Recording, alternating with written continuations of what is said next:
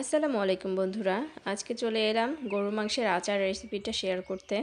গরুর মাংসের আচার রেসিপিটা কিন্তু অনেক সুস্বাদু হয়। এক টুকরা মাংস দিয়েই কিন্তু আপনার এক প্লেট ভাত খাওয়া হয়ে যায়, এতটাই টেস্টি হয় এই আচারটা। আর এটাকে আপনি অনেক দিন যাবত সংরক্ষণ করেও খেতে পারবেন। তো চলুন সেই রেসিপিটাই আজকে আপনাদের দেখাই কিভাবে করবেন ইজি ওয়েতে। প্রথমে আমি এখানে 1 কেজির মতো গরুর মাংস নিয়েছি। এটা কিন্তু হাড় ছাড়া, চর্বিও খুব বেশি নেই। খুব বেশি নেই বলতে চর্বি ছাড়াই নেওয়ার চেষ্টা করবেন।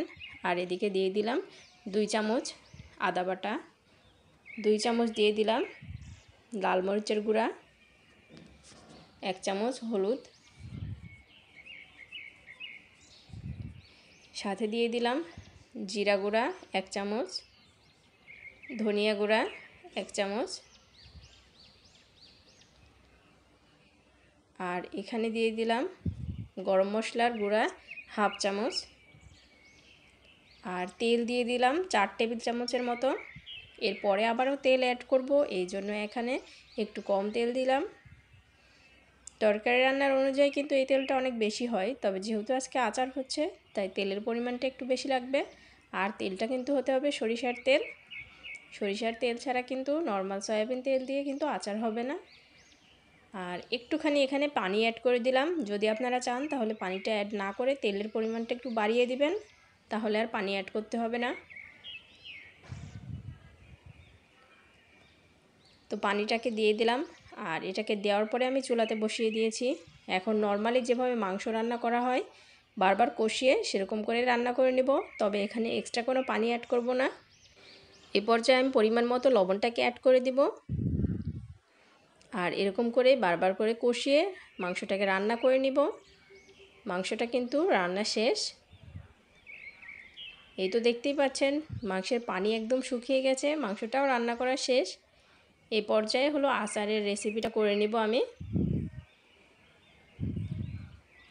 আর সেটার জন্য আমি এখানে নিয়ে নিয়েছি 1 কাপের মতো সরিষার তেল। এখন এই সরিষার তেলের সাথে আমি অ্যাড করব শুকনো মরিচ। আপনার পরিমাণ মতো দিতে পারেন, আপনাদের যেরকম পছন্দ। আমি এখানে 4টা দিয়েছি, আর কিছু রসুন কুচি দিয়েছি। সাথে দিয়ে দিব আদা কুচি।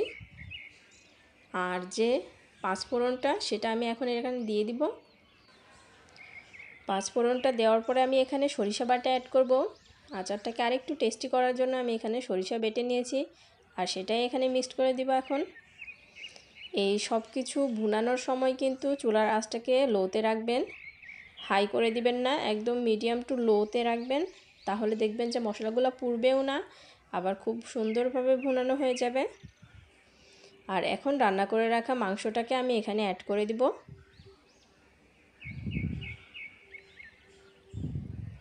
মোটামুটি কমপ্লিট হয়ে গেছে আচারের রেসিপিটা।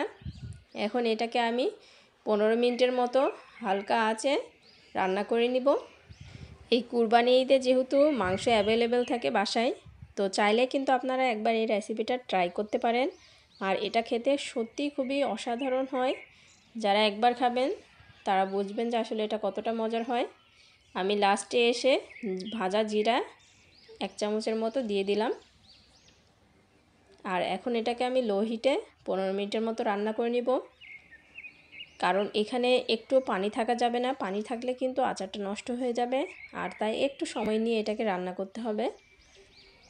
আর এই রান্নাটা এখন খোলা ইয়েতে করলে ভালো হয়, তবে আপনি চাইলে ঢাকনা দিয়ে ঢেকেও করতে পারেন, তবে খোলা রেখে করলে খুবই ভালো হয়।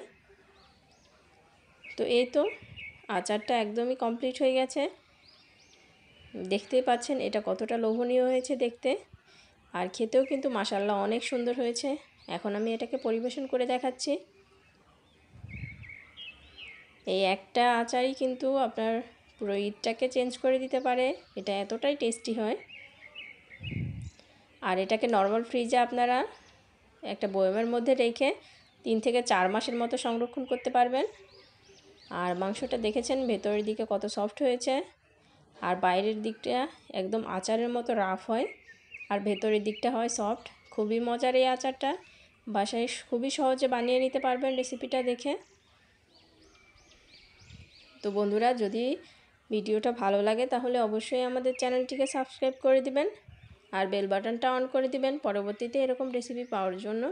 আজকে এই পর্যন্তই, আল্লাহ হাফেজ।